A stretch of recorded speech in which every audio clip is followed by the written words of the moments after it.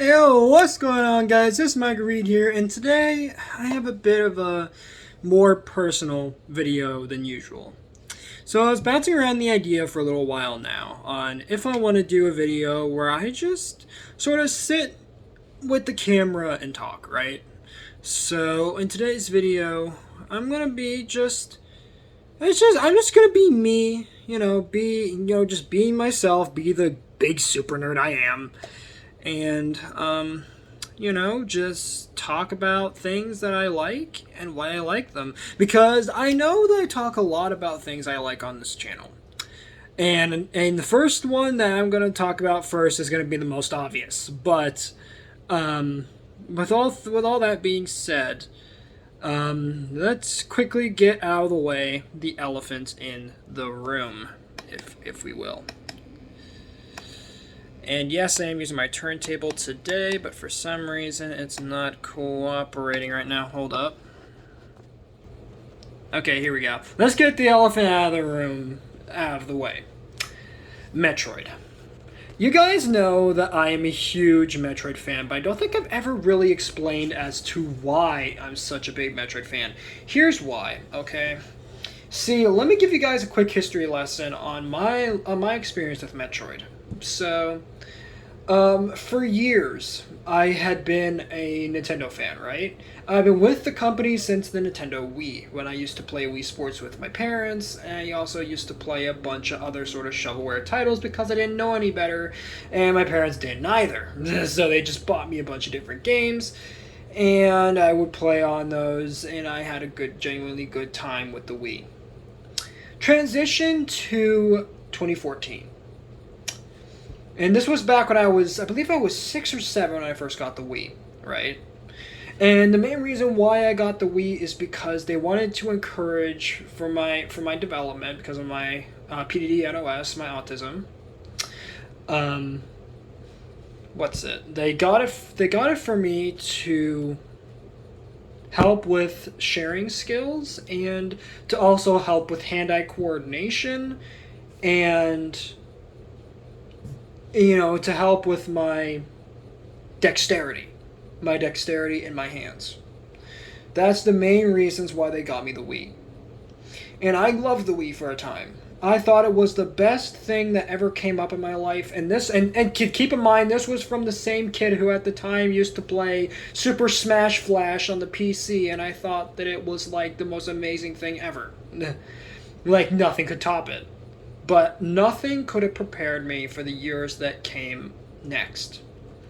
Transition to 2014. Now we can transition to 2014. I moved to California, right? My mom gets a new job at Sony Interactive Entertainment. So we take all our things, put them in a moving truck, and we get moved out to our new house. Not as quick as that, but you get the gist. And during this time, obviously, a lot of things were racing through my mind, And one of those things that was racing through my mind is my games, my gaming. Where am I going to go from here? Where is gaming going to go for me? Because at that time, I was still a 3DS user, and even at that time, I thought that was the most amazing thing ever because I never had a phone at the time. I never had that because my parents just weren't too enlightened by the idea of me owning a telephone. And by telephone, I mean like a cell phone sort of thing. They never trusted me with that because they didn't really trust me on the internet and, just talking to people in general. Now, obviously, that's changed, but back then, it was a different story, right? And so I get moved out, right? We get settled, transition a few years to the end of my school career, if you want to call it that, aka 12th grade. Transition to that. I was kind of iffy during my 12th grade years. Let me explain. So 12th grade was not exactly the best year of school for me, like at all. My things were pretty tough on me. Society wasn't exactly great at that time either. The social dynamics of the schoolyard were less than accepting of someone like myself. And that's not to say that they were being racist towards me or anything like that. It's just that not everybody was, too keen on having, an autistic friend, with them. They weren't too keen on that. And I think most of that stems from just misunderstanding of the autism disability and what exactly it affects. I think that's the main core reason why people had so many issues with me, is because they didn't fully understand my behavior and mannerisms. And to their merit, I can totally get that, because autism is a fairly complicated mental disability. It has a lot of different diagnoses. There's all kinds of different. It can affect all types of different things, and in some situations it can be a lot worse, or it could be like me, where you can barely tell unless I told you directly, "Hey, I'm autistic." Which, whenever I tell people that, people are actually genuinely surprised that I'm autistic, considering, again, as you guys know, of how well spoken and how well mannered I am for someone of my disability. Because people like me in my disability range are not that common. They just aren't. I'm a rare breed, if you will. But so I was still in school, right? I was going through school, doing pretty good, A's and B's, couple C's here and there.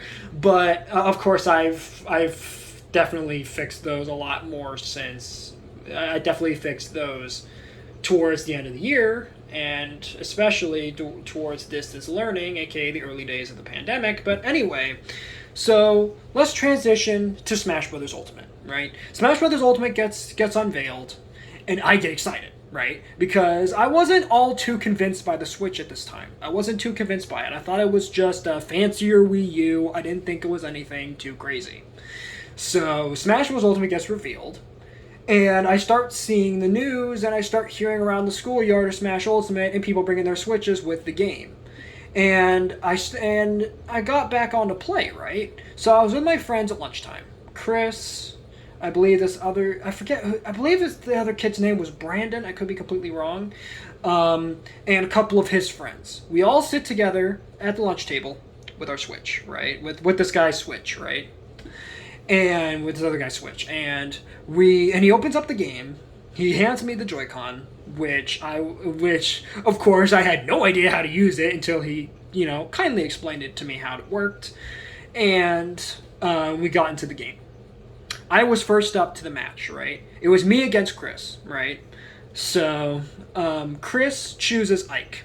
But for me, I start looking through the roster, right? I start seeing Mario, Peach, Bowser, your typical Smash characters. Donkey Kong, Diddy Kong, the list goes on. And this was back in the early days of the roster. This was way before Steve or this new character that they just announced at E3 this year, who I'm not going to say names because I don't want to get in trouble with the Big N. But it was still the early roster. I then see Zero Suit Samus, right?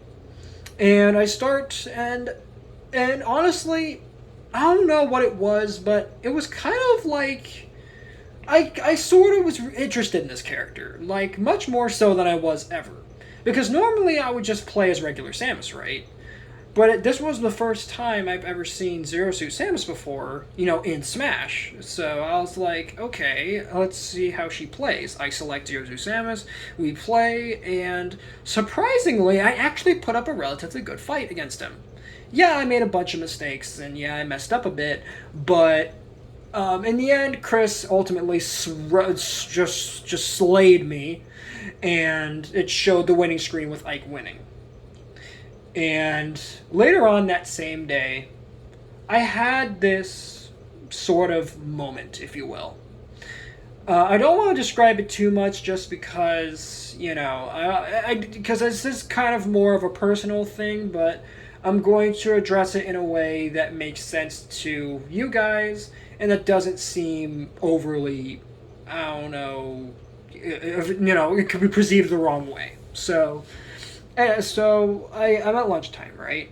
I'm by myself, as I typically am at lunch, with my phone. In this case, my iPhone SE, watching YouTube videos, having a good time, eating my, just eating my lunch I packed that day, aka just a couple of granola bars, and just having a good time. But then all of a sudden, I felt this strange feeling in my heart. Okay, it felt almost like a warm, it almost felt like someone was gently touching my heart or something. Like I felt this warm spot in my heart, and I know some of y'all are gonna be like, oh, this is getting a bit weird, but bear with me, okay? So, and I'm not making this up either. This is completely 100% genuine. These are my exact feelings at this moment in time, and I remember them like they were just yesterday. I don't know why I remember this specifically, but here we are. So, I felt this warm feeling in my heart, right? And I immediately just start trying to fight the feeling. I thought it was just indigestion, but I shake it off. I move on with my day. Transition to COVID, right? The pandemic starts. Everybody is locked inside, and then all of a sudden, I start seeing in my recommended. For some reason, I'm seeing a bunch of Smash and in particular, a lot of Smash videos regarding Samus. And all of a sudden, I start, watching them, and I'm like, maybe I should give Metroid a shot. Because at this time, I only knew very little about Metroid. I only knew the basic stuff. That, Samus Aran's a bounty hunter, that she wears the power suit, which can be upgraded to several different forms. And I knew that Samus and the Metroid series were a huge mainstay for a time of the company until it became like it is now, where we get games almost never. But regardless, I start going online and I start looking for a way to get into this game series. I go on Discord and I find, I believe it was called the Metroid Database. Correct me if I'm wrong, but I believe that's the Discord I joined. It's the Metroid Database Discord. I join it and I talk to this user named Rising Star, who I talked to, and I asked, hey, do you have any suggestions for how I can get into Metroid? And he recommended me AM2R. I was like, what the hell is an AM2R? So I go ahead and Google what it is, and I find out it's a fan game.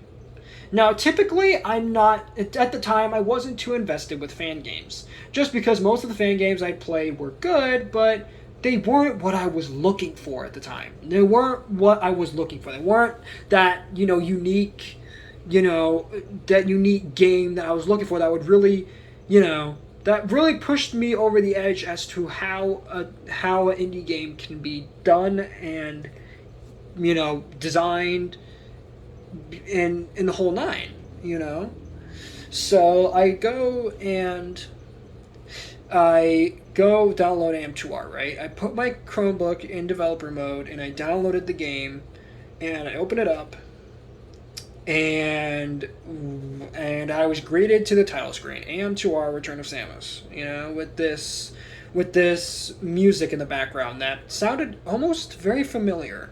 And then I come to realize it was the Metroid theme, right? I open up the game and I select normal mode on my PlayStation 4 controller. I hook it up via Bluetooth because I asked him that same day after I got the game if I could hook up my PS4 controller to the game. He said, yeah, you can. And so I did. I hooked it up via Bluetooth, and I went in, I selected the first save. I click normal mode, and I start up the game. The game has the standard cutscenes showing off the Metroid, showing off Samus, and getting the plot all set up for Samus to arrive on SR-388 to exterminate the Metroid species. Or at least to the Galactic Federation and Samus's knowledge. Of course, in later games, we find out there's actually more of them, and that there's actually multiple strains of Metroid.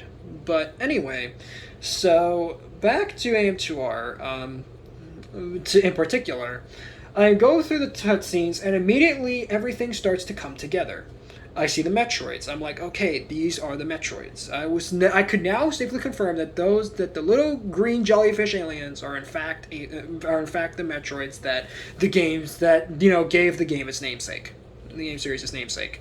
So then I see the Federation, and I'm like, okay, this is the Galactic Federation. These are the people who hired Samus in for these jobs. Okay. And then I see Samus herself, and I'm like, okay, this is happening, right? Like, all the pieces are coming together, and I'm like, okay, so this is Samus, this is the Federation, these are the Metroids, okay. And all these things that I was wondering about for so many years have finally been answered. And then I see the gunship, and I'm like, okay, that's the gunship that I saw in Smash during Samus's final Smash. Everything's starting to come together. And then we land on SR388, right? And the music starts up, and immediately I'm in love with Metroid. Just like that, I became a Metroid fan that moment because of that music and the gameplay and everything. Of course, it wasn't that easy, of course, to win me over. It won me over already with a good impression, but the game itself I still had yet to play, obviously. So I spend about an hour to maybe like I want to say roughly around like an hour or so into the game, right? I go down into the chasms, right? I go in, or to the caves. I start, seeing the enemies, fighting the enemies, learning the game's controls, and learning how Samus operates. I go to the left, and there's a cavern with some acid lava looking stuff. I jump over the platforms, and I go up to this room. I jump down the room, a cutscene plays. I see what looks like a Metroid's dead body, which I later find out is a Metroid husk, and then it comes out a Alpha Metroid. Battle ensues. I beat the Alpha Metroid, and it dies with a bunch of energy and missiles being dropped off after. I pick them up, I go back out, and I see this acid lava stuff starting to lower. So I'm like, okay, maybe that means I did something good. So I go up, I go up and around this weird looking dirt pile in the middle of the main room that you go down into to get to that Metroid room. I go in, I start exploring a bit more, and I eventually get to the Hydro Station, I believe it's called. I go there, I explore around, I immediately get engaged with the music, I start getting some power-ups, and right then and there, I started to realize how good Metroid actually is. But that's kind of where I left AM2R, because after that I kind of got stuck, and I got stuck around the Chozo Ascendant boss in the game that you find in the industrial complex. That's where I left off. I then decide to look for more Metroid games, and I start finding emulators. I start downloading Zero Mission, Fusion, and Super Metroid. I started up Zero Mission. I played through the entire game in roughly a week, and from there, I went on to Fusion. I played Fusion, beat it in pretty much, it might as well have been a week as well. And then I start feeling like, yeah, okay, I think I can get invested in this series. But the thing that really pushed me over the edge was Samus Returns, because I later find out that there was a Metroid game released on the 3DS. At the time I still had my original. Well, not my original. At the time, I've just recently gotten my Samus new Nintendo 3DS XL. I recently just got it. So I go online and I go to GameStop. I see that they have the game listed. I believe it was around $20-$30 new. Well, not new, but used. So I got the game, and to get free shipping, I also got Metroid Prime Federation Force. And from there, my love of Metroid really started to flower, because I get Samus Returns later on that week, and I immediately tear open the box, grab the game, pop it in my 3DS, and I start up the game. Metroid Samus Returns comes up on the screen with the music and the SR388 planet spinning around in the background. I select the first save state, and I choose the first mode, which is normal mode, I believe. And I select it, goes through some cutscenes, reestablishing the tone of the Metroid universe, all that good stuff.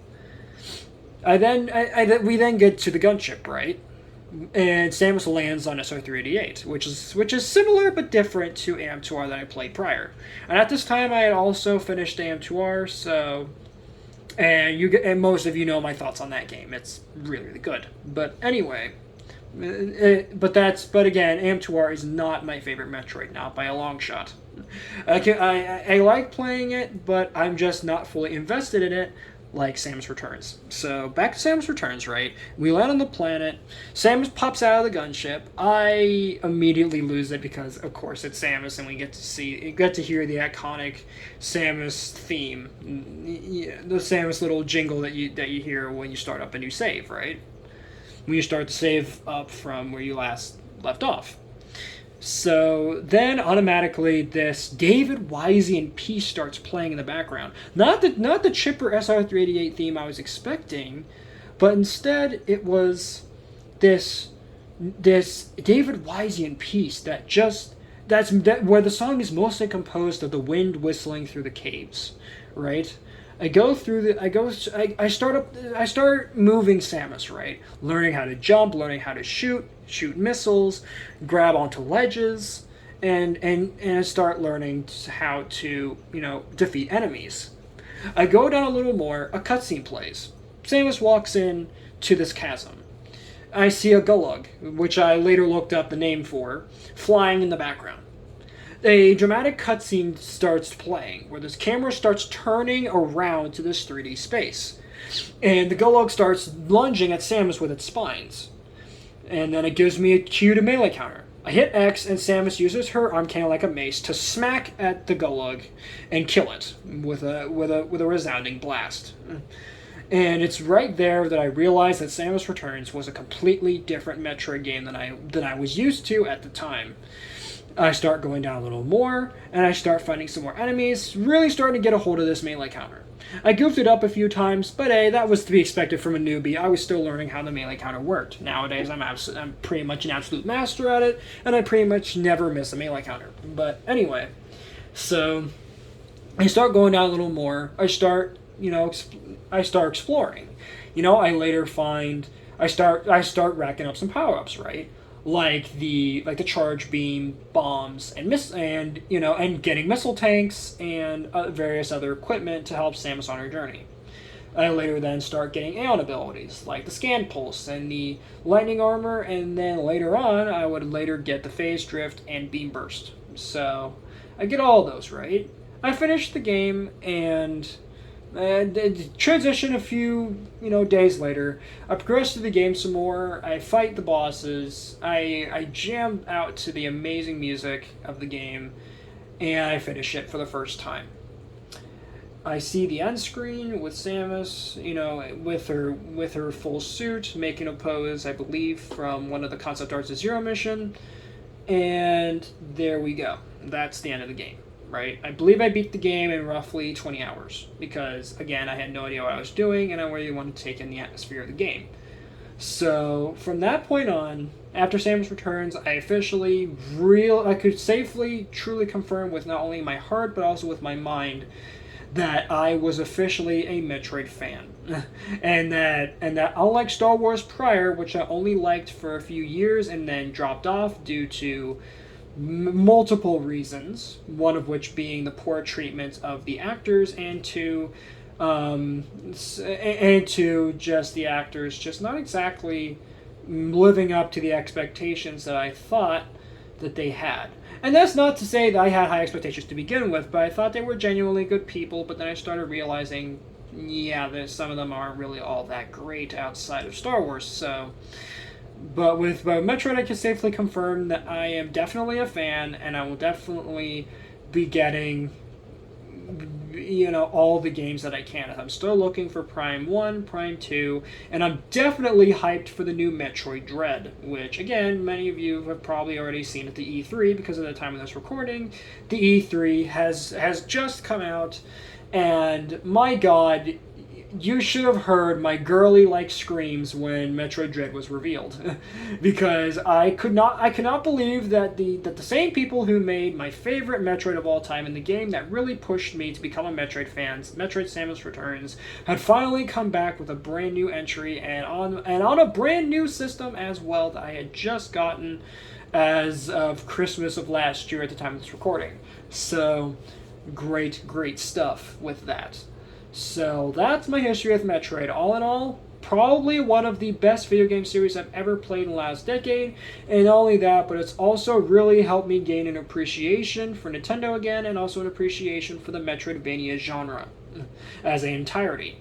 As now I cannot stop playing Metroidvanias, as I love them now. I used to not really care for them, but now I absolutely love them. And they are my bread and butter when it comes to a casual game that I can sit down and play, whenever I want to. I rarely ever touch mobile games anymore, or even like, Flash game websites, or what's it, HTML5 games websites anymore. I rarely ever touch those anymore. I only play, my emulator games and my Metroid.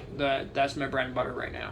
So that is my history with Metroid. And on that note, we can safely transition to another series that I used to not really care for, but now I really, really like, and has helped me love a genre again, let alone a new genre.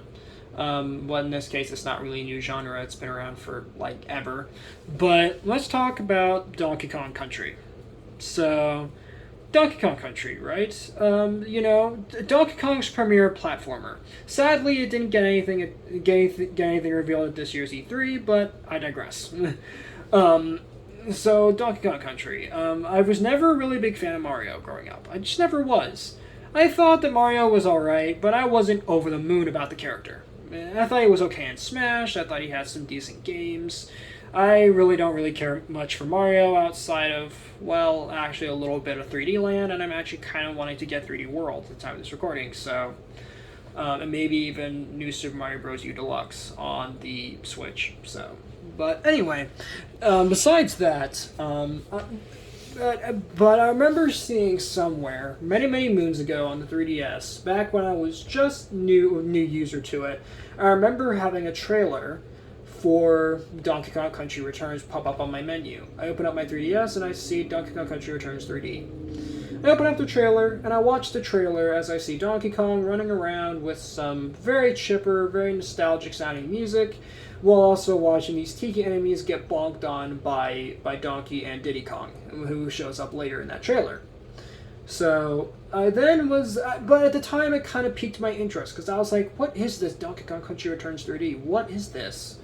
And it's only as of last year that I finally got to play the game. So last year, right? It's getting towards the end of the school year, and I was in the mood to get a brand new 3DS title. I go online and I go on eBay and I look for Donkey Kong Country Returns 3D because I recently just saw a trailer in my recommended of the game. And I was like, okay, I think I'm finally going to give this game a shot, see if it's any good. So I open up eBay, I search up Donkey Kong Country Returns 3D, I find the first one on the list, I believe it was like $10 something, and I get the game. Later on that week, I get Donkey Kong Country Returns 3D with the box, the paperwork, and the game itself. Surprisingly, for $10, I got a lot for my money there. I got the value for my money. It was practically new, and I get the game out. I pop the game into my 3DS, in particular my Samus 3DS, and I start playing, right? And immediately I was in love with the game as the intro starts up with DK Island showing up and with DK Island and a volcano exploding, revealing the Tiki Tak tribe. And the Tiki Tak tribe starts taking over the island by hypnotizing the local wildlife into taking Donkey Kong's bananas, right? And then, of course, one of the leaders, Kalimba, goes into DK's hut and tries to hypnotize him. But of course, Donkey Kong's a bit too stupid to get hypnotized, so he beats up his uninvited guest by hitting the X or Y buttons, and he starts beating him up. He gets thrown out the hut, and he gets thrown off into the forest. Donkey Kong comes out, beating his chest, yodeling into the background. He spins around, slams onto the ground, and the game begins. And immediately I noticed that Donkey Kong played a lot more different than, say, something like Sonic or even Mario, to my knowledge anyway at the time. And I start playing and I start, getting the controls, learning how to ground pound and bounce off enemies, and learn how to do high jumps. And in the background, the iconic jungle hijinks theme from the original Donkey Kong Country from the Super Nintendo starts playing. And I start moving through the game, I start playing through it, and I start having a lot of fun looking around for puzzle pieces and doing various other tasks in the game. And by the time I was done with the game, I had for that first session, I had already gotten to the beach level at that to the end of the beach world of the game.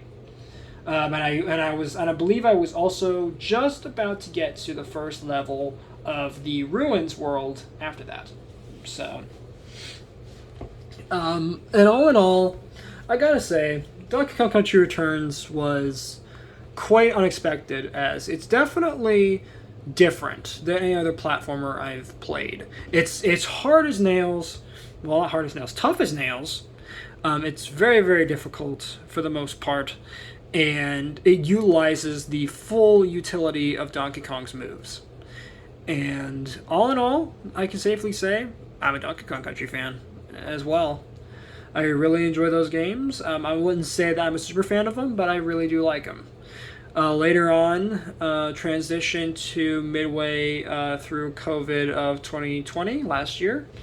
A good friend of mine, whose name I will leave undisclosed for various reasons, mostly because I just don't know for sure if they're okay with their name being put out. But you know who you are, who did this generous thing to me, and thank you again for being so generous.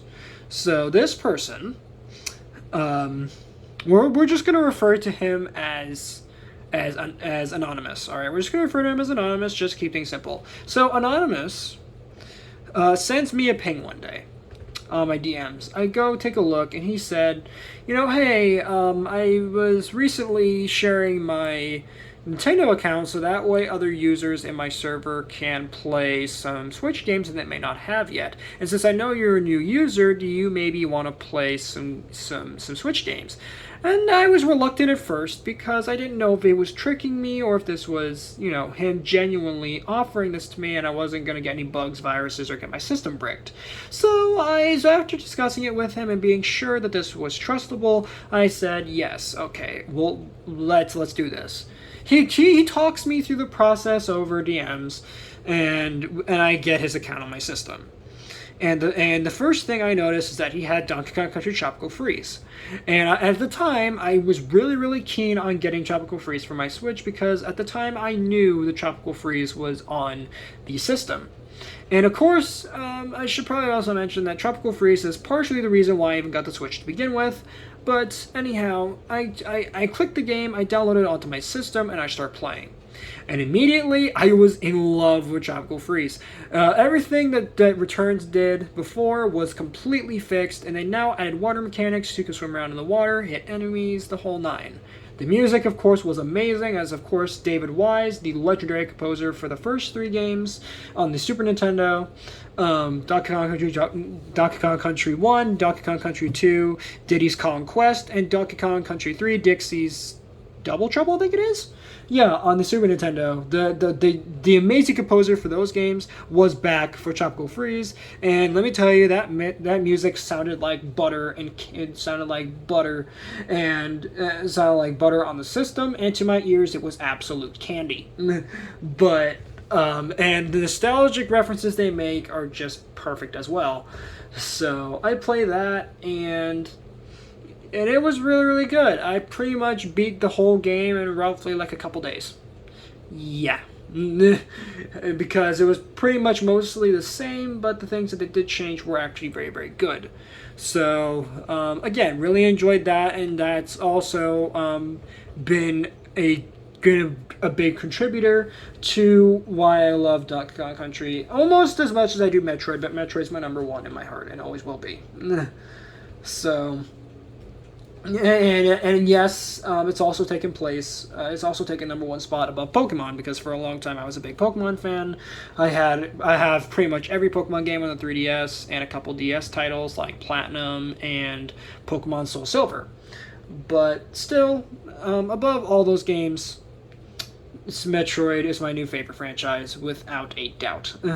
Because it captured something that I never thought I wanted, and that is atmosphere mixed with an action platformer, plus a plot that, although it has some holes, is all around a pretty solid plot, and genuinely surprised me in some segments. But anyway, so with that being said, let's move away from video games and why I like those to my toy related things. For example, my Bakugan stuff.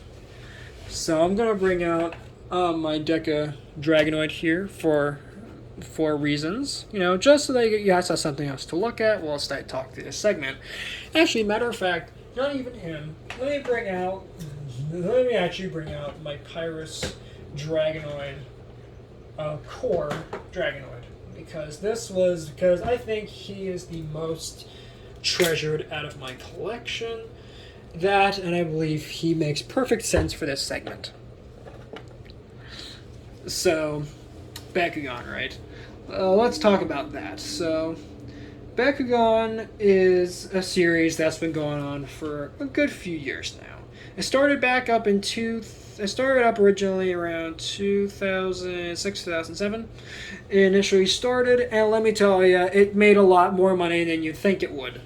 And if you guys don't know about what Bakugan is, or somehow haven't watched any of my tour reviews regarding the franchise, you'll know that for those who don't know, Bakugan is a franchise where it comprises of a series of marbles that turn into monsters when rolled onto magnetic cards, at least in real life. In the show, they just kind of open just by magic, I guess. They just sort of open up during battle. And they transform into these giant monsters that range from mythical dragons to, crazy chimeras of just random creatures. And all of them come from a singular planet called Vestroia. And Vestroia is a planet, not even a planet, a universe that's completely parallel to Earth's, and at least in the original series, and that's where all the Bakugan come from, and they all come in different attributes, which, of course, in the reboot franchise are now rebranded as factions. And pretty much the factions are the same as the attributes, except just with a different name, just because of licensing issues. And they all range the same way.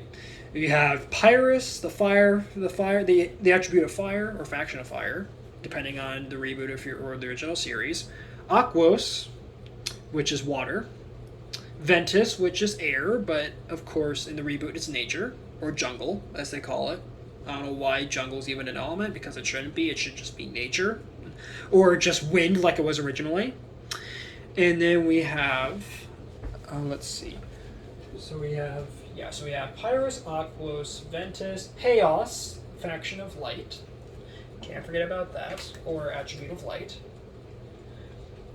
Aurelus, or Subterra, the element of Earth, or at least what Aurelus in the reboot is more of a mysterious faction that don't really know much about. And then lastly, we have Darkus, the faction of dark energy, or darkness, in the original series. And what was cool about the original series adaptation, or not adaptation, but their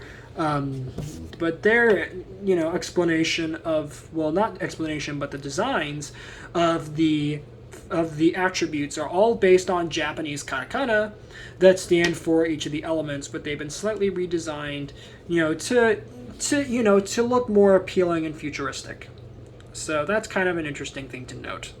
In the reboot series, they're just symbols that just look like the respective element.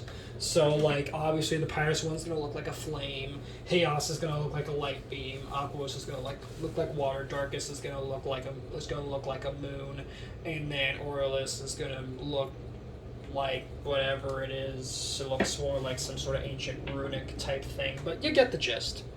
So, and at the time when I first discovered Bakugan, this was at school as well, I was really impressed with the toys and how they all transformed into balls and they opened up on magnetic surfaces.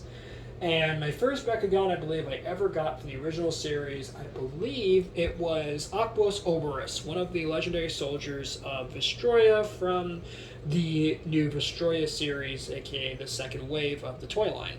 So, I did quite enjoy that. Actually, I don't think it was even that. I think it was actually Deca Laserman, actually. And if you don't know what Decas are essentially what you think they are. Bakugan, but they're just really, really big. That's kind of it. That's kind of the gimmick. It's just really big Bakugan. That's all it is. So, so let's transition a bit further because most of it's just kind of ho hum sort of stuff. Transition to Mectanium Surge, right? I had a pretty decent collection at the time with a pretty decent roster of monsters, right?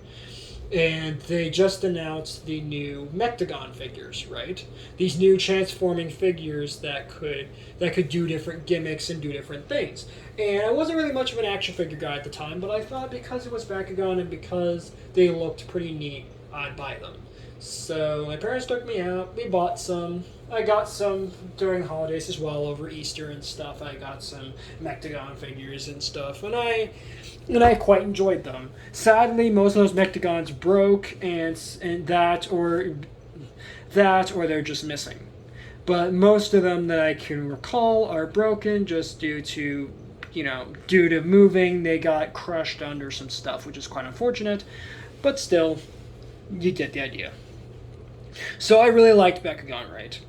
Then later on, the series announces it's retiring, right? And I start having a mental breakdown. I literally start having a mental breakdown because I'm like, no, this amazing franchise that I liked was getting canceled, right? So I got upset about it, I got pretty vocal, and I didn't come out of my room for about a week, for a whole week long. I only came out of my room really to eat, use the restroom, take a bath or a shower, the regular stuff that you should leave your room for. But other than that, I didn't really leave my room much because I was genuinely really, really heartbroken that Bakugan was over, to my knowledge, like over. So later on, transition to modern day me, right? I'm having a good time, enjoying life, until all of a sudden there were rumors of a Bakugan reboot. This gets my heart going because this means that my beloved franchise that I thought was dead was finally going to get a return to form for the modern age. And I started seeing more rumors, I started seeing more leaks, and I finally start seeing pictures. Just transition a few months, I start seeing pictures. And the first picture that I ever saw of the reboot was this little gem. My beautiful Pyrus Dragonoid core. The minute I saw this guy pop up on my computer screen, I already knew that Bakugan was about to be made magic again. And so I immediately started looking around, starting to find information, trying to see when I could get a hold of these things as soon as possible. Transition to, I believe it was either like late 2017, I go to my local Target and I start seeing Bakugan Battle Plan stuff in the stores. Sadly, my parents didn't let me buy any at the time, so that was kind of a shame because they kept telling me over and over that they weren't getting back into this again. And I was pretty heartbroken because I really wanted to get back into this. But then transition to a few months later, and it's the beginning of school, right? And and I believe this was like 10th or 11th grade I was going into when these things were just starting to come out. I come home, they said they have a present for me. I go to the dining room table, and right there in the middle of the table is Bakugan stuff. Bakugan Battle Planet. I immediately go crazy. And the first Bakugan I ever got for the reboot series that automatically showed me that Bakugan was truly back, and the magic of Bakugan has finally returned was my one and only. Hold on, let me go grab him. Let's see where he is. Here he is. My first ever Bakugan that I ever had the joy to lay my hands on, and the one that established the magic of the Bakugan series once again, was this little guy. This is my Aqua Serpentes. Yep, the very first Bakugan from the reboot series I ever had. Let me tell you, I love this little gem. He's probably the most valued in my collection, to me at least, amongst the slew of other figures I started getting later. So I gotta say, Bakugan Battle Planet, really, really amazing. The show itself is rather mediocre, and even now it's still not all that great. But regardless, I'm glad that at least Bakugan's back, and especially with Beyblade coming back as well at the time, the timing was couldn't have been more perfect, and that gives me a great transition to Beyblade. So Beyblade, right? I was a big fan of Beyblade. I first got into Beyblade back when I was still back in Pittsburgh, where I used to live, with one of my good family friends who I no longer speak to for various reasons. I'm not going to reveal them here because that's more personal information, obviously, than I prefer to share. But anyway, so I go over to my friend's house, right? To my family friend's house.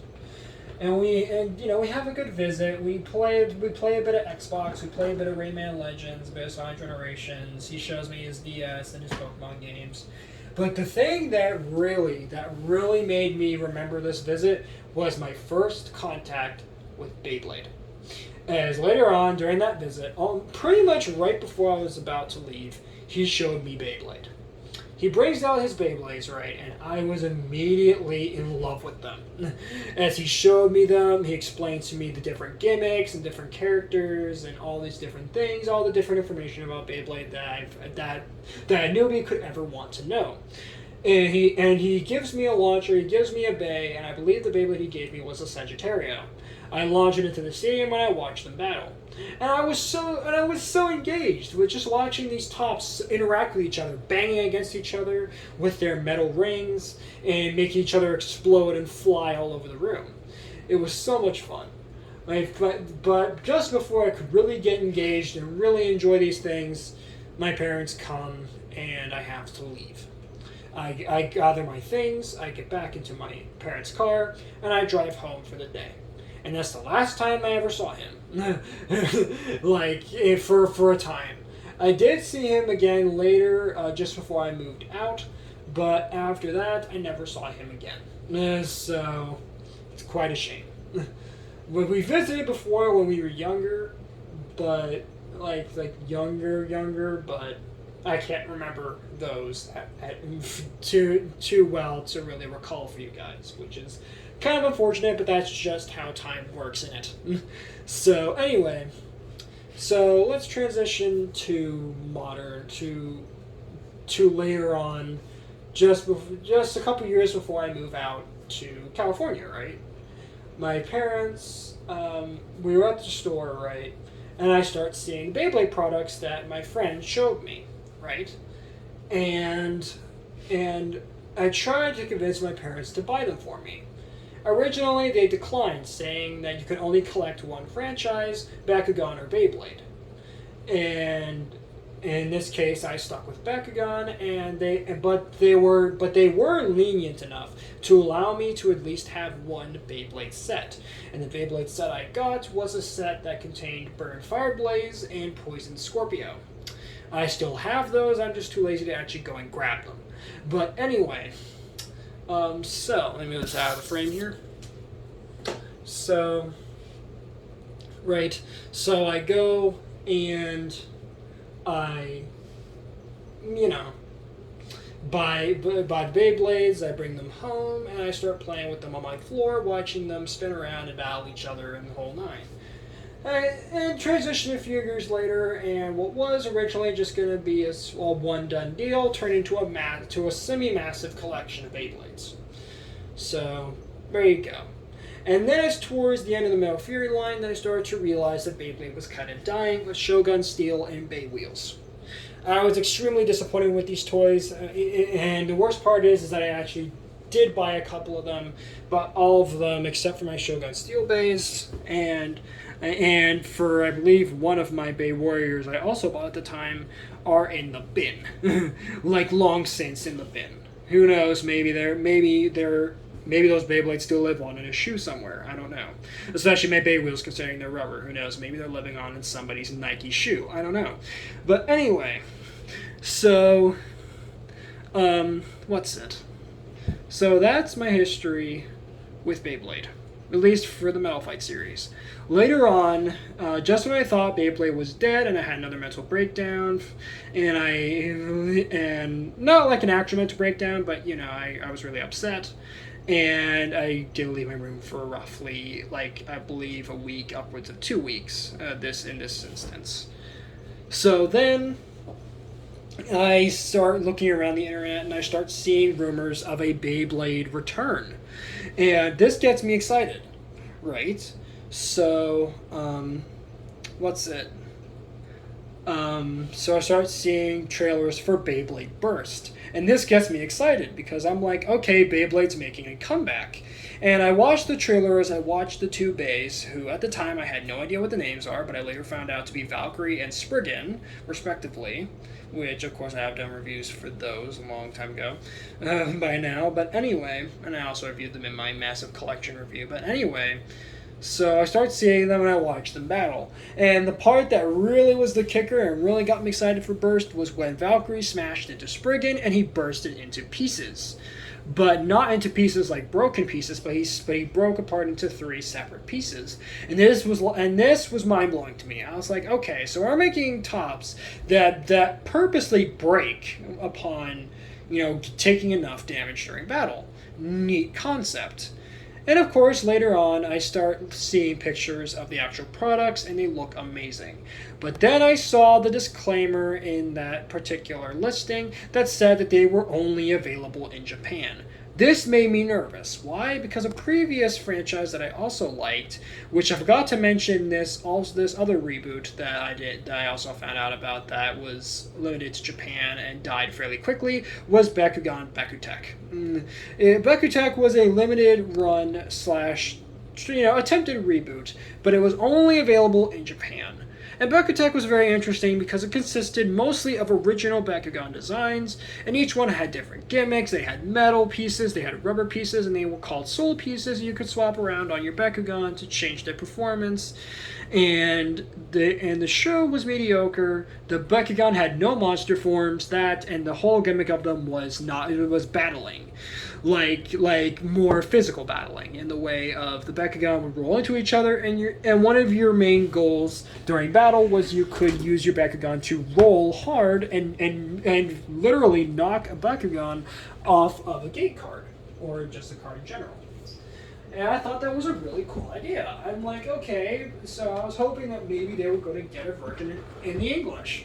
That never happened, and Bakutech practically died, practically right before it even really got started. So that was a huge shame. They also had a giant Bakugan in the form of Drathron, and that's kind of where the series ended there. And I believe it ended a few months in. So again, basically, it died pretty much a little after it even started. So that's quite a shame. And then, of course, Battle Planet came and completely brought the series back to its roots and all that sort of good stuff. So, anyway, back to Beyblade.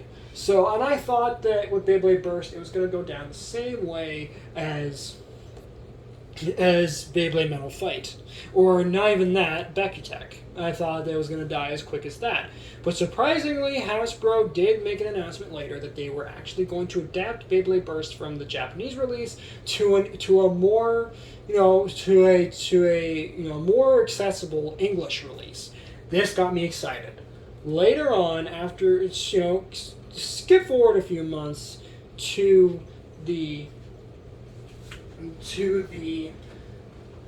my trip to Toys R Us, right? And I start seeing, I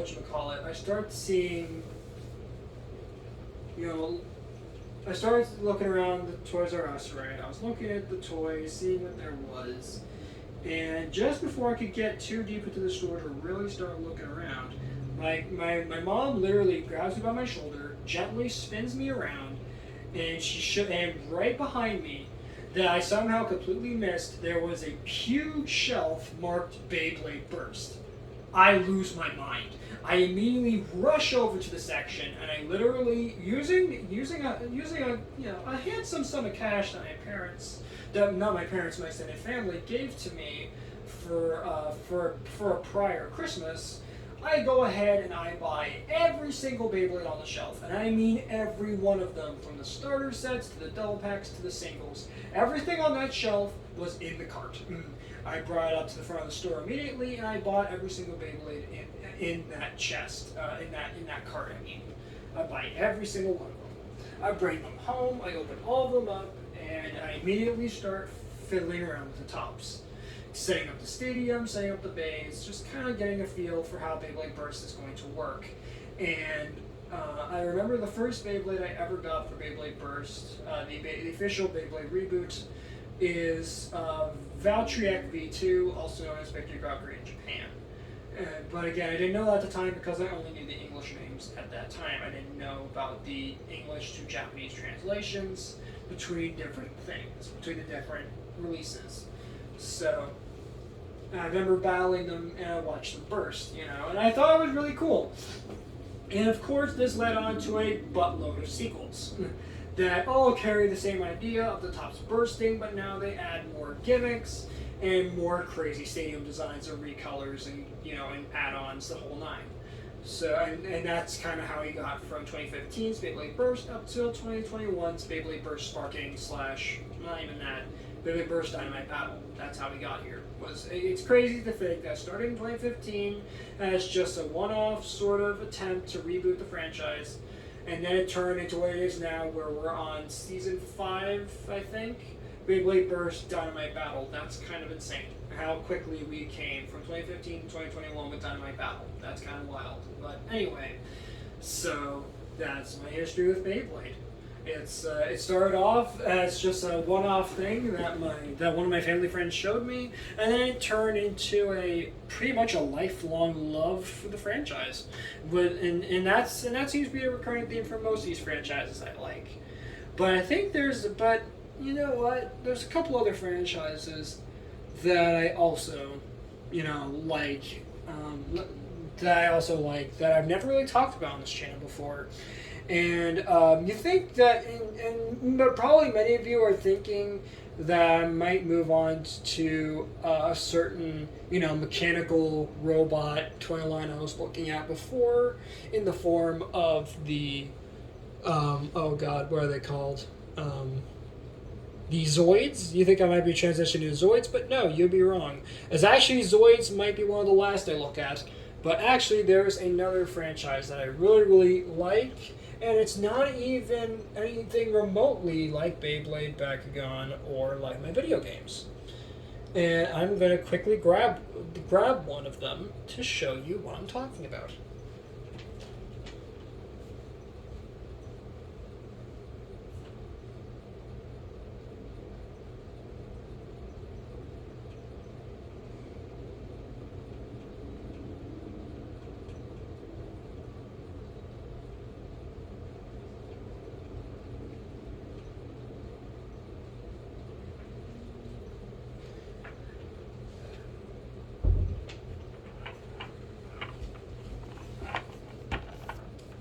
Alright, so the next franchise that I want to talk about is something that many of you probably would have never expected me to be interested in. This is Perplexus. Now, Perplexus is a rather interesting series, as it's created by, I believe, Spin Master Toys, if I remember correctly. And this is a series of marble mazes that you can progress your way through. So as you can see right here, I have the Perplexus Rookie, the very first Perplexus I got many, many Christmases ago. So the whole gimmick of the game is that you have this ball, right? It's a plastic ball that's completely hard and almost impossible to break unless you're, really working your way through it. So So you have the ball there, and your goal is you have to roll the magnetic ball through, not the magnetic ball. You have to move the ball through the different chambers of the maze that change and advance in difficulty as you progress, until you finally get to the end at the bottom here with puzzle section number 70 at the bottom. So there's 70 different challenges you have to go through on these, and there is a multitude of different Perplexuses. There's Perplexus Epic, Perplexus, the original Perplexus. There's let's see, Perplexus Death Star, Perplexus. What's that? I believe there's one for. I think there's a Dragon Egg one with that. Not Wizard of Oz. Harry Potter. There's a whole series of these Perplexuses, and I absolutely love them. And each one has a unique gimmick to them. Probably one of my favorites has to be Perplexus Twist, where it's exactly as you think it is. There's 2 dials on the top and the bottom of the ball, and what you do is you spin them, and it will twist the whole maze, and you have to solve the maze using the twisting gimmick. And it's really, really cool. It's actually a really neat gimmick, and definitely a change from the norm than just rolling the ball around. And there's also another one that I really like, which I'm actually going to grab. It's called Perplexus Warp, and it's a rather interesting little thing. It is. It's almost shaped like a football egg, and it's just so darn weird. So let me go ahead and grab it because it's too weird not to talk about and show you guys at the same time.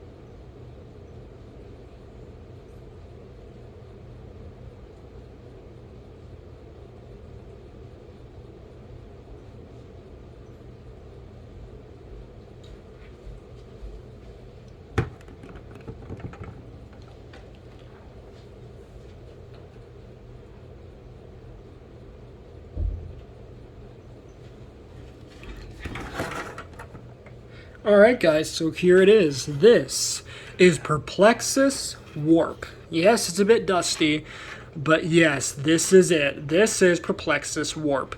And as you guys can see, if I can actually zoom the camera a bit out, you can see it's like an egg. Yeah. Very, very strange, this one. And this one, the whole gimmick is that you have to move around, and it uses a lot of gravity traps that require precise movements to get the ball through the maze. I have never beaten Perplexus Warp because most of these gravity puzzles are just so darn, hair-ripping. I just haven't bothered to finish this yet.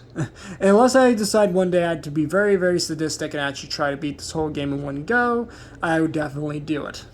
One of the most fun gimmicks, I think, that really draws my attention whenever I look at Perplexus Warp is not only just its weird size, but this dial at the bottom. And this dial is used for a puzzle where basically you try to slide the ball along the thing here, avoiding these little bumps along the track that go carefully moving around the bumps of the track that can easily knock you off of the platform and put you back into the plastic, outer coating of this puzzle if you're not careful. And same with this section, you could easily slide off as well. And on the bottom, you have to do a similar puzzle where you have to run where the marble goes in, and you have to run it along this passage, and you have to keep it like this so that way it'll actually go around the thing, avoid the little holes here that can get you stuck, and then carefully move along these little ribbed parts that can definitely give you some trouble. And then from here you let it roll around this little tube here, and then continue on with the maze. So all in all, it's really cool, and some of these actually do have, I guess, little save points built in, so that way you can continue from a respective save point. So that's kind of cool, kind of a neat idea. So that is Perplexus Warp, and yes, this section is also magnetic as well, as some of these now some of the more recent Perplexuses use magnetic components to move the marble around and to do different challenges, which is kind of cool. And actually, whilst I was in there grabbing my Perplexus Warp, I also got the Perplexus Twist. So this is that. This is the Perplexus twist. As I said, it's literally almost the exact same, except obviously there's some clear differences. As you can see, as I'm doing at the bottom, when you spin the bottom dial, this will turn the entire maze, which again you can use to solve different puzzles and complete different challenges. Along with that, as you can see, the plastic ring that normally encompasses the middlemost section of the sort of, I guess, equator section of the ball is now on an angle to sort of change things up with twist. So, and I believe somewhere on the ball itself it should say Perplexus twist on it. I don't remember if it does or not. But there is a small issue with my copy of Twist, as there are some loose gears that I believe got broken because of just a little bit of aggressive handling by a previous user. As this was, I did get this in a, in like a flea market-esque store. So I guess the people there who were trying the product weren't exactly the most gentle with it, and I haven't seen any ways right now as to get inside and remove those loose gears and then put the whole thing back together. So kind of a crappy predicament I've been put in. I might actually look for a replacement twist that actually, maybe works even better and maybe doesn't have those loose gears in there. I'm not sure if they're supposed to be there, but I'm pretty sure they're not. So there you go. That is Perplexus. Probably one of my favorites and one of my most challenging mazes ever. And when I'm not using them, I like to display them in a little cupboard-esque area that I have in my playroom where my Wii is and stuff. So that's where I normally keep them. And what else that I actually had on my mind? Let me show you the Perplexus Death Star. It actually is pretty cool. So let me go ahead and grab that real quick. So I'll be right back once again, guys.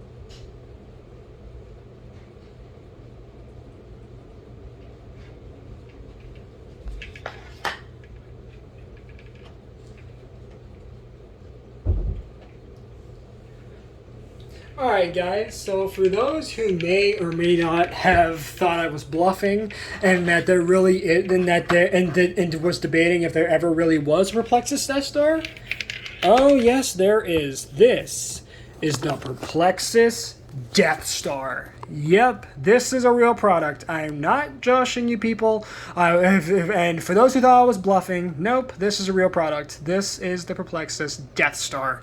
And yes, it does have lights and sounds, which is very, very cool. So looking at the Perplexus Death Star, it looks kind of chaotic in here, right? Minus the fact that the dust on this thing is absolutely just caking the thing.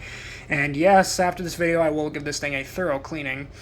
And probably needs a battery change as well. But still, the Death Star is a very, very impressive thing. As you guys can see, it carries on the legacy of the previous Perplexuses, in which you have to roll a marble through a certain, length of challenges that range difficulty from easy to just stupidly difficult, to mind-numbingly difficult. And there's actually a couple cool segments in this. For example, this section, where if you twist R2-D2's head up here, you can actually move this X-Wing, and the X-Wing has a magnet, and you're supposed to use that to fly around the Death Star to land to different sections. And it does have a tendency to get hung up on some sections. And actually there is another section where you're supposed to twist it to navigate it through different obstacles, which is kind of cool, because as you guys can see, it is kind of on a loose pin, so you can kind of angle it, and the X-Wing will follow that angle, which is kind of cool. I really do like that as a gimmick. And again, as I said, this Death Star does indeed have lights and sounds. As on the bottom, there is a sound piece, due to the northern roaring of the marble. You turn it on, and there should be lights and sounds on this thing. So you move it around and stuff, and there would be different lights and sounds on here. But of course, as I said, the batteries are probably dead on this thing, but there would be lights and sounds. So you could like bang it around, and it would do different little pew pew sounds and different various Star Wars effects. But it's actually better that the sounds are off because I don't want to get copyright striked. That would not be fun. But there you go. So there is the Perplexus Death Star. Yeah, and of course it does come with this little plastic base that you can use to mount the Death Star, so that way it's not rolling everywhere or you have risk of, scraping on that little power switch at the bottom. And I believe it just takes a couple AA batteries to get it running, but there you go. That is the Perplexus Death Star, probably my favorite piece out of all my Perplexuses, just because of how unique it is. And I believe it was also released around the same time The Force Awakens Star Wars movie was coming out in theaters. So do take note of that. So I believe this next segment, I think I'm finally going to address Zoids, and then lastly, I'm going to do one last segment to close off the video, and it's going to be something that probably many of you would have never expected me to be interested in. So I will be right back, guys.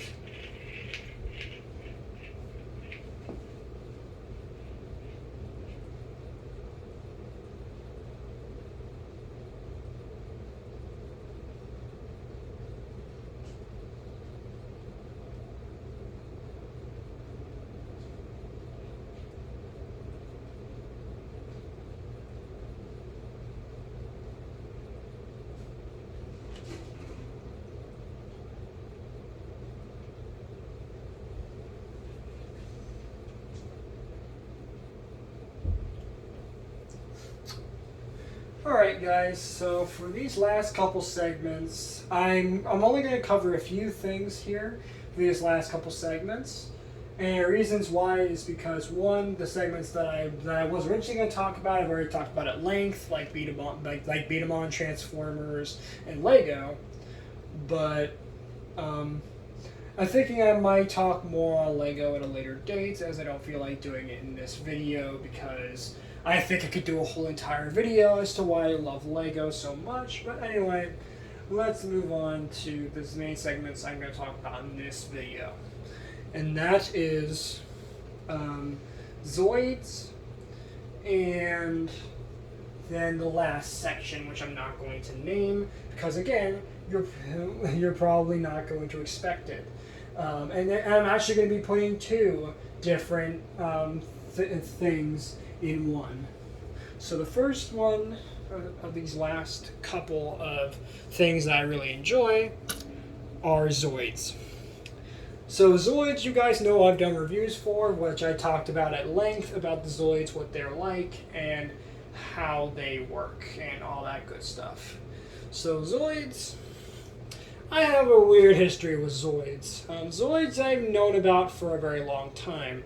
It's an anime that actually has a decent good bit of story. I don't exactly know all the details of the story, but I know it involves these human characters as they live in this sort of post-apocalyptic world where Zoids run wild, and they sort of not really replace, but they are, but they live alongside natural animals in this world, in this fictional universe. And they use these Zoids like real animals, and they battle with them, and they have different weapons, and each one has different names and the like. And for this particular series of Zoids, which I believe is a reboot of the franchise, Zoids Wild, also known as just Zoids in the English release, which sadly has not gotten any much more from the actual manufacturers, which is kind of shocking considering they did a whole different range of Zoids already. I thought they would be doing more, but I guess not. So, or maybe next year they might do more. Who knows? We'll see. But Zoids Wild consists of two different factions, which what are the names again? Hold up, I'm gonna have to look up the names of them because I have not talked about Zoids in some time. So give me just a minute whilst I go look up the factions for Zoids Wilds. So hold up. There's the brands. Let's see.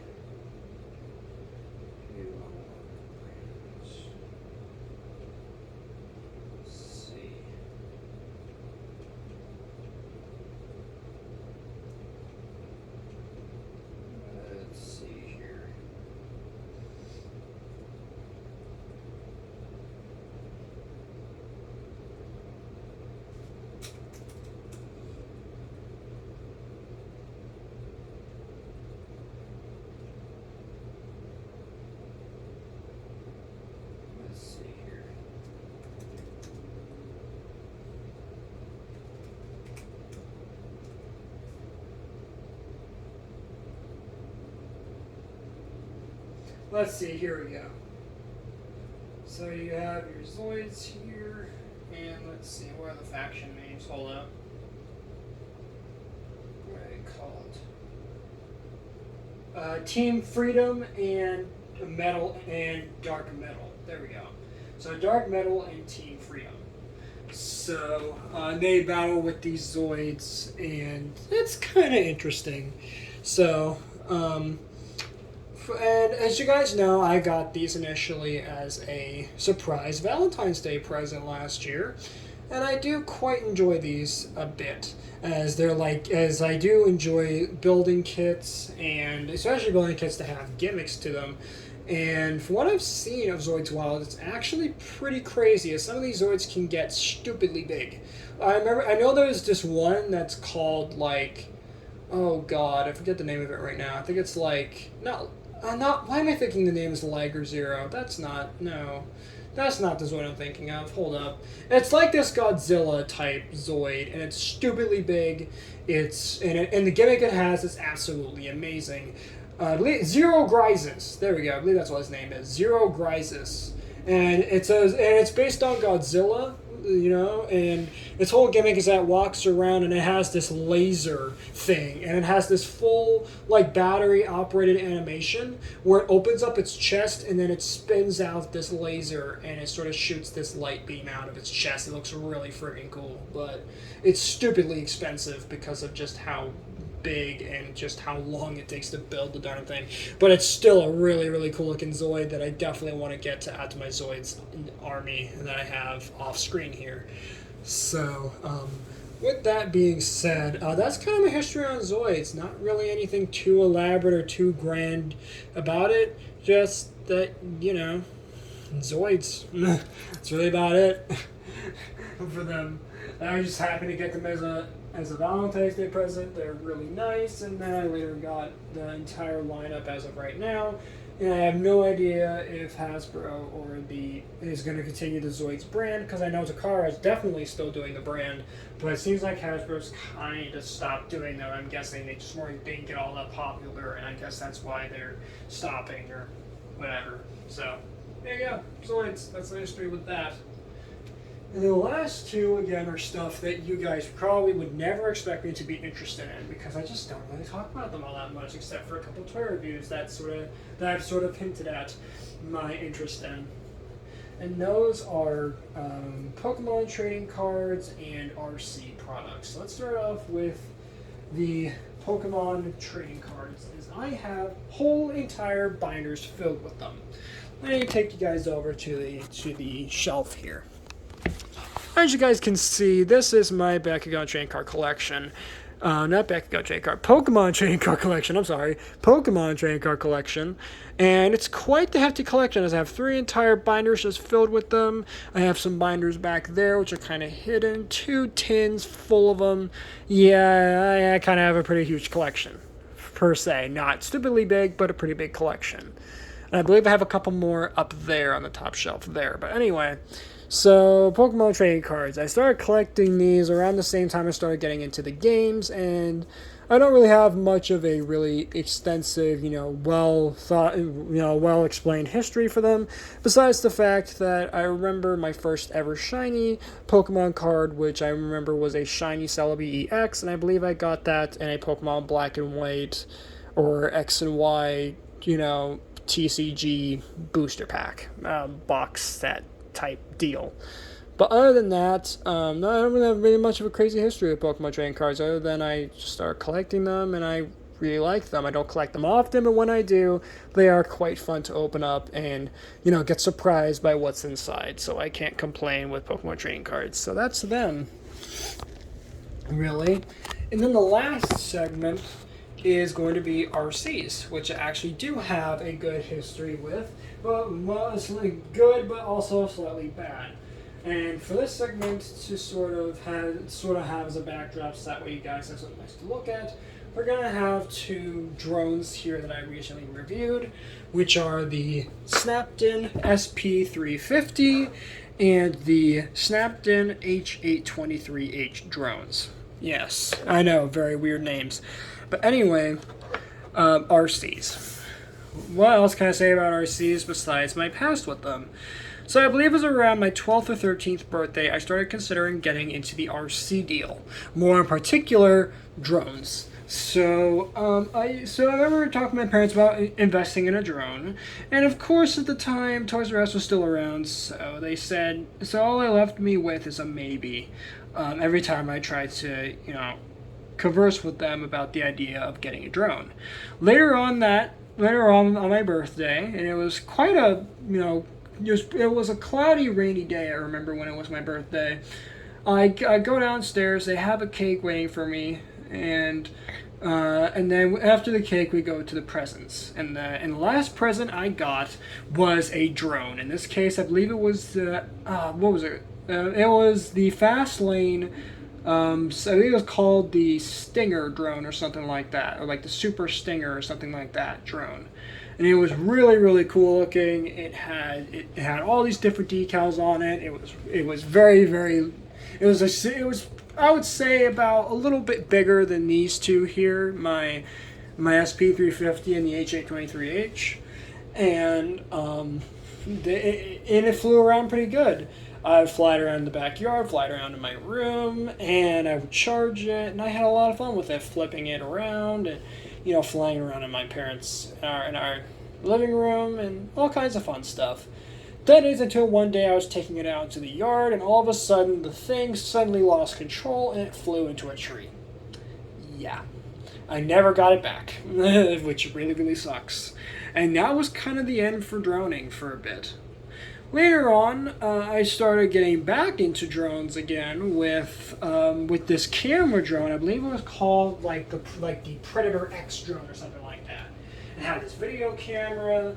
And I got off of this website called GearBest, I believe, for like $30, $40 of my own money that thankfully extended family had given to me for a prior event, which I believe was either Easter or Valentine's. I can't remember. We got the drone, and I had it for a while. I'd fly it around everywhere until one day. I flew it out of my yard somehow, and it crashed, and I never saw it again, which really, really sucks. So that was a bunch of money just kind of thrown away right there.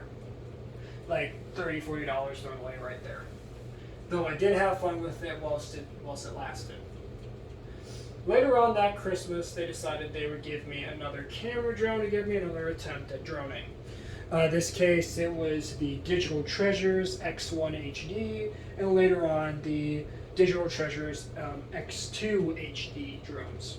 Both were camera drones, and they lasted for a good while until again I lost control of both of them, and they landed up on the roof. I never gotten them back since. They have probably long since broken, and they've been weathered to absolute buggery because of just rain, wind, and heat. They're probably now just plastic puddles on the roof with maybe the wires maybe surviving, or maybe the motors are still intact. I don't know, but you get the idea.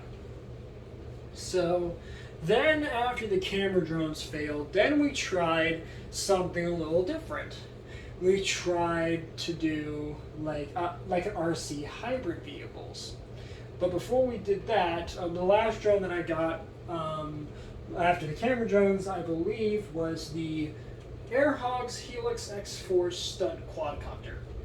That too got lost on my roof, and it's long since been turned into a pile of goop up on my roof. So there you go. Yeah, I stayed straight with that. Flew that around until I lost control of it and I landed up on my roof and never got it back down. Yeah. So that's another amount of money that's just been thrown away right there. So then we tried with hybrid vehicles. Because I remember 2014 for Christmas I got the Hot Wheels Street Hawk RC car, flying car, and later on in more recent years the Hot Wheels Sky Shock RC flying car. And both of them are very, very different, as the Street Hawk was more of, looked like a plane on wheels. As a matter of fact, I actually have my computer up screen here, which has a good bit of charge on it, so I can actually show you guys what the Street Hawk looked like. As it came in two different colors, and it was pretty cool, as at the time, RCs haven't really done hybrid vehicles for some time, so it was really cool to see something like the Street Hawk. Obviously, getting it now is really, really difficult, as of course it is a product from 2014, and the prices have gone up significantly since then. Of course, there are still a few you can get used, and you can get them pretty cheap. But still, regardless, this right here is what you would get with your Street Hawk. So give me one moment while I actually pull up a picture of it. So give me a moment. So this, guys, right here, as soon as I can actually pull it up on my computer, this, guys, is the Street Hawk, as I said. It's basically a car on wheels. And the gimmick is that there was a button on the bottom right here of the controller where you could switch between plane mode and car mode. Car mode was a bit clumsy, as of course it sometimes wanted to take off the ground, it had to skid steer around, and of course it couldn't go backwards because it was a plane as well. But of course, with hitting the switch into the plane mode, the motors would accelerate, basically making the car take off the ground, and you could fly it like an airplane. And actually flew pretty good for an airplane. The only issue is that because it was foam, and because I'm kind of rough with these sort of things, I quickly broke it. And yeah, I never got it replaced. Maybe one day, if I get a little more responsible, I can actually, retry trying to get a hold of one of these again.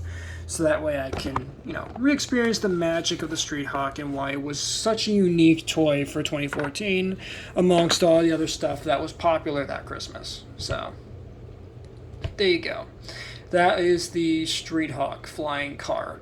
Later on, and a couple years later, we got the Hot Wheels Sky Shock. This is the sort of updated version of the Street Hawk, and it's rather interesting in its design because the wings actually fold up in car mode. So let me show you guys what that looks like on the actual product. Again, I don't actually have it on hand right now, as of course it is long since broken, because of course foam plus me equals broken product. So there you go. And again, once I feel like I'm more responsible, I'll definitely see if I can try to get this replaced, as again, it is kind of difficult to get a hold of, but still, it's a pretty neat product. I don't remember exactly when it came out. I believe it came out around like maybe 2018, 2019, I want to think. It came out, the Sky Shock. So, kind of an interesting thing here. So, this is it in the box. There we go. You can put this image in a new tab. This is, if it'll load, this is, and I'm showing this on Walmart's website. Hold up. This is the Hot Wheels Sky Shock. Yeah, kind of interesting looking. So as you can see, it definitely looks very similar to the Street Hawk prior, but this time the blades have protectors on them. The design is vastly different, and yes, those front wheels can get broken very easily if you're not, careful about your landings. And again, it came in two different styles, as you can see with the flames and the things, and these racing stripes, sort of checkered flag look on it. And the whole gimmick was that with the Street Hawk, you could drive it in both plane and car mode. In car mode, when you press the button, the wings actually were motorized, and they would swing up like this, as you can see, would swing around like a switchblade into this form, allowing it to take on the car mode and drive around without having to risk about the wind taking it away from you. And when you press a button for the plane mode, the wings would swing out on those same motors, putting it into the plane mode, allowing the motors to speed up and fly like a plane. And again, pretty cool idea to have a hybrid vehicle like this. You can drive on the ground, or you can fly it up in the air like an airplane. Again, the main issue with this is that it's pretty it's fairly durable foam, but of course, with me at the time, I wasn't exactly all that careful with these things, and I broke it in no time flat. So, yeah. Sky Shock. kind of a waste of money, but thankfully it was relatively cheap, so I guess that makes it just a little bit better. But anyway, so there you go. That was the SkyShock. Now, in recent years, I've actually been looking into something that is not at all, that has a similar concept to those two flying cars, but it's not that. It's more or less just a drone on wheels. Let me explain. So let me open this image in a new tab, so that way you guys can see what I'm talking about. This is one, and this one, if I do get it, I'll definitely be doing a tour review on for this channel. And that is this. This is the SEMA X9 Fly Car. It functions exactly how you think it does. It drives around as a car, but then it flies like a drone. Yep, and it's actually relatively inexpensive, and it's actually a pretty cool idea. And it actually works a lot better than you'd think. In car mode, it pretty much functions exactly like any traditional RC car, being able to go forward, backwards, left, right, the whole nine. Boom, you're off to the races. But then, if you want to, get a little crazy, you can then, with that same controller, and there's no switch for it, you actually have to use the different sticks to control the flight and the ground mode. Is that you can take it off with the other stick. You can take it into the skies. You can fly it around like a drone, being able to have full control over it, do flips, the whole nine. I believe there's also some that have cameras that you can also take videos on. Of course, the videos aren't great quality, and the camera's not that great of quality either on some of these models, and they're mostly knockoffs, not actually official brand stuff. But still, if I get the SEMA X9 Fly Car, I will definitely do a review on it, as this is something I've been looking into buying for a while, because it's just it's similar to the Street Hawk that I've gotten before, but it's also, slightly different in the fact that it's a drone flying car and not, a plane flying car. So, and plus I've done good with these couple drones so far, and I feel like I can go up another level and fly something like this and not have to worry about, damaging the darn thing or breaking it after like a few days of just owning the darn thing. But there you go. There you have that, my RCs. So, with all that being said, that has been the end of this ridiculously long video. I cannot believe I spent an entire hour, almost a stream's worth of time, just talking about things I like. But then again, as you guys know, I'm fairly thorough with how I describe things and talk about the things I like. So hopefully maybe some of you guys learned something that you maybe have not known about me, or maybe you finally got some closure on why I ramble on about the things I like. I'm both on Discord and on YouTube and beyond. So, thank you guys so much for watching. I hope you guys enjoyed. I will see you guys again on the next video that I do. Later, Squad, and have a good one.